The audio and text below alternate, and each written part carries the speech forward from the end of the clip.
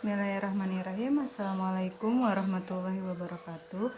Apa kabarnya anak-anak? Semoga selalu dalam keadaan sehat. Tetap semangat walaupun kita belajar dari rumah. Sekarang kita mempelajari SPDP. Silakan buka buku kalian halaman 82 dan 83. SPDP materinya tentang batik. Nah, batik sebagai karya seni rupa daerah. Apa sih yang dimaksud dengan karya seni rupa daerah? Seni rupa daerah adalah suatu bentuk kesenian yang tumbuh dan berkembang di suatu daerah, disebut dengan karya seni rupa daerah. Contoh karya seni rupa daerah contohnya adalah batik.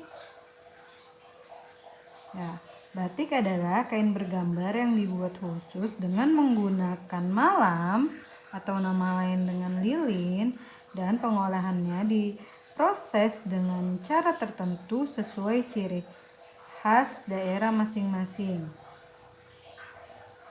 Di Indonesia banyak sekali daerah yang mempunyai berbagai jenis batik seperti Pekalongan, Jogja, Surakarta, Banyumas, Tasik, Madura. Setiap daerah mempunyai ciri khas batik dan motif yang berbeda. Kebanyakan batik dibuat menggunakan canting dan malam. Tetapi ada juga batik yang menggunakan teknik celup atau jumputan. Bahkan sekarang sudah lebih modern, batiknya menggunakan teknik printing. Ya, tetapi untuk yang original atau asli biasanya itu adalah batik tulis. Kita lihat di sini, lanjut ke halaman 83. Yang pertama, batik motif ceplok. Lihat di gambarnya. Sini motif ceplok atau ceplokan adalah motif-motif batik yang di dalamnya terdapat gambaran-gambaran bentuk lingkaran, roset, bintang, dan variasinya. Batik ini memiliki corak persegi, misalnya ceplok Mau Bronto, ceplok Satrio Wibowo, ceplok Gusti Putri, Stridento, dan ceplok Pandan Bineto. Lihat lagi motif parang, mungkin kalian sering lihat ya batik motif parang ini. Ini adalah salah satu motif yang sangat terkenal. Ya, siapa yang udah pernah lihat? Ibu udah sering lihat nih batik motif parang ini. Ya, dari jenis parang ini juga dari motif parang ini juga ada jenis-jenisnya lagi. Contohnya adalah parang klitik, parang kusumo, parang rusak, parang barong, dan parang gondosuli. Kita lanjut lagi ke motif semen. Ini contohnya motif semen adalah meru, suatu gubahan menyerupai gunung. Meru berasal dari nama Gunung Mahameru. Ya, ini contohnya yang motif semen. Terus yang terbaru ini adalah motif kreasi baru. Jadi, karena perkembangan teknologi informasi, muncullah batik kreasi baru atau batik lukis. Ya. Biasanya batik ini lebih cantik dan mempunyai makna juga dalam setiap simbolnya. Sampai sini ngerti ya? Kita lanjut ke halaman berikutnya. Nah, kita lanjut lagi ke halaman 94 dan 95. Silakan dibuka bukunya halaman 94 dan 95. Materinya masih sama, kompetensinya tentang karya seni batik. Seni batik adalah pembentukan gambar pada kain dengan menggunakan teknik tutup celup dengan menggunakan lilin atau malam sebagai perintang dan zat warna pada kain. Batik adalah warisan budaya Indonesia. Kalian sebagai anak Indonesia harus mengetahui batik. Jangan sampai batik diklaim oleh negara lain bahwa itu adalah kreasi dari mereka, padahal batik itu adalah asli Indonesia. Nah, sering berjalannya waktu, karena dunia semakin berkembang, teknologi informasi berkembang, maka batik dibedakan menjadi dua, yaitu batik tradisional dan batik modern. Batik tradisional dan batik modern mempunyai ciri-ciri tertentu. Mari kita pelajari. Apa sih perbedaan antara batik tradisional dengan batik modern? Yang pertama, ini contohnya batik tradisional. Coraknya mempunyai makna simbolik.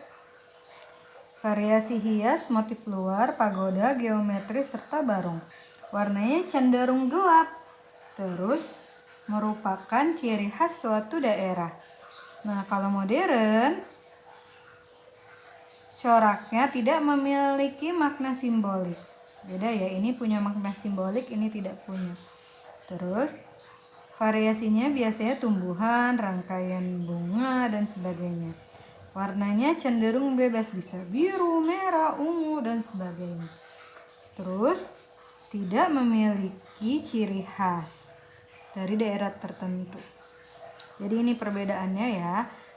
Pertama, coraknya, kalau yang tradisional ini simbolik, ini tidak memiliki makna simbolik. Di sini udah cukup jelas. Sekarang kita lihat ke teknik pembuatan batik. Bahan yang digunakan, yang pertama ada apa? Ada kain. Terus yang kedua adalah kain mori yang telah digambar. Biasanya digambar dulu pakai pensil atau sesuatu yang lebih mudah dihapus. Ada pemegang kain, itu kayak jemurannya yang kita buat ngejembreng. Kalau bahasa Betawinya tuh buat ngejembreng kainnya. Ini. Terus ada canting. Canting tuh kayak sendoknya, alat untuk ngambil lilin atau malamnya. Terus ada lilin atau malam. Terus ada wajan. Wajan itu kayak penggorengan buat manasin lilin. Jadi lilinnya tuh nggak boleh dingin. Kalau dingin dia akan beku. Terus sama tungku apinya. Jadi di bawah ada kompor atau ada tungkunya untuk manasin wajan yang isinya ada lilin atau malam. Lilin nama lainnya adalah malam ya. Nah, pembuatan batik ini ada beberapa teknik. Yang pertama teknik cap, terus teknik batik tulis, terus ada lagi teknik cetak atau sablon. Kita pelajari dulu yang teknik cap. Nah, biasanya ini adalah teknik menghias kain dengan cara dibentuk dengan cap. Untuk membuat teknik batik cap, kita memerlukan waktu kurang lebih 2-3 hari. Nah, yang paling susah ini adalah teknik batik tulis. Ini digunakan satu-satu menggunakan tangan. Jadi biasanya memerlukan waktu karena ditulis satu-satu. Dan ini tidak semua orang bisa mengerjakannya karena tidak semua orang mempunyai bakat untuk membuat batik. Nah, biasanya kalau untuk membuat batik tulis ini cukup lama, kurang lebih 2-3 bulan. Kalau tadi batik cap memerlukan waktu sekitar 2-3 hari, sedangkan kalau batik tulis memerlukan waktu 2-3 bulan. Lanjut ke teknik batik cetak atau sablon, yaitu teknik mencetak kain sehingga memiliki motif seperti batik. Pembuatan ini tidak memiliki teknik batik tetapi menggunakan alat cetak. Kalau ini sudah yang modern untuk produksi massal. Dari ketiga teknik ini, teknik batik cap, batik tulis, dan sablon, ini menentukan juga harga jual dari batik. Tentu saja dengan pembuatan yang cukup rumit, teknik batik tulis harganya pasti jauh lebih tinggi. Bahkan ini biasanya dicari oleh kolektor atau orang-orang yang suka mengkoleksi batik. Dan batik-batik zaman dahulu juga dijual dengan harga yang tinggi kepada para kolektor. Apakah kalian di sini suka dengan batik, anak-anak? Dah, cukup sampai sini ya.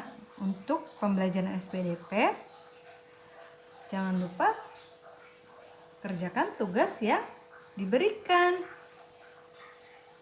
di KI 4 ya, yaitu kalian membuat gambar batik.